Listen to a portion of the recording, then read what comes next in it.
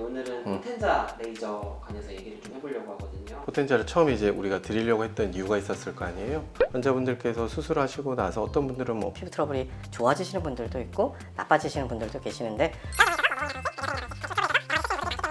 상당히 좋은 방향으로 잘 쓰여지고 있다고 생각합니다.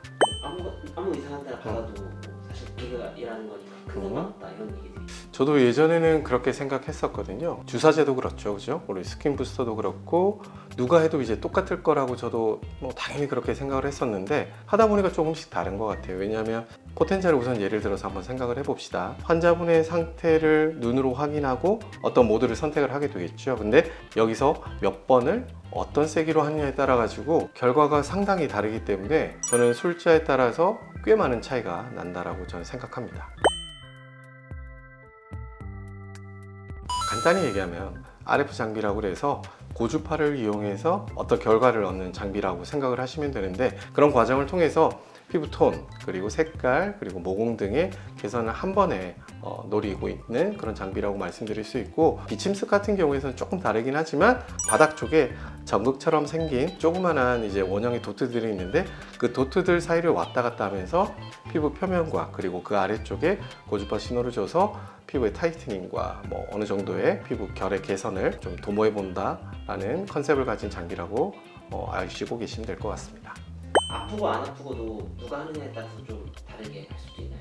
네, 아무래도 이제 제가 이제 환자분들 많이 아파하실 때 우스갯소리로 공짜가 없다, 예뻐지려면 무조건 좀 아파야 된다라고 이제 우스갯소리하면서 이제 시술을 진행하는 경우가 많은데요. 그게 어느 정도 일리가 있는 것이, 기본적으로 시술이라는 것이 피부를 통해서 안쪽에 어떤 효과를 바라는 것이기 때문에 피부를 통과하는 것 자체가 어느 정도 통증을 수반할 수밖에 없기 때문에 강한 자극, 하이브 신호가 들어갈수록 효과는 사실 좋을 수밖에 없어서 어느 정도 통증이 좀 있어야지만 효과가 있다라는 말은 어느 정도 일리가 있는 것 같습니다. 내가 통증을 참기가 좀 많이 힘들 것 같다라고 생각하실 때는 차라리 한 10분에서 20분 정도만 수면하시게 되면 그동안에 어느 정도의 시술 다 가능하기 때문에 딱 그 정도만 수면하실 수 있도록 도와드리고 있습니다. 모공이랑 잔주름이 고민이신 분들이 있다고 하면 포텐자를 선택하셨을 때 어떤 팁을 선택하시는 게 좀 가장 유리한지 알고 싶어들 하신다고 하더라고요.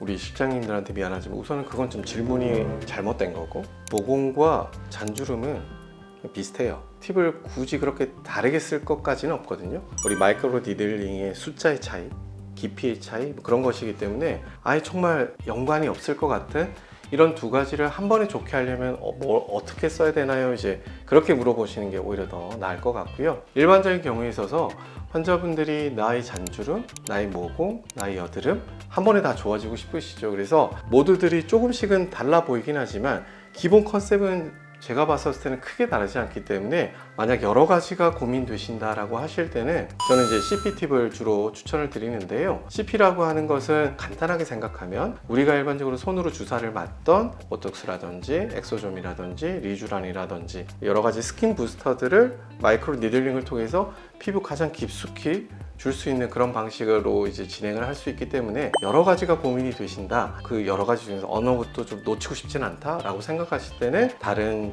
약물과 포텐자의 이제 말 그대로 포텐이 아주 큰 CP 팁을 사용하시는 게 가장 효과적이지 않을까 라고 생각합니다.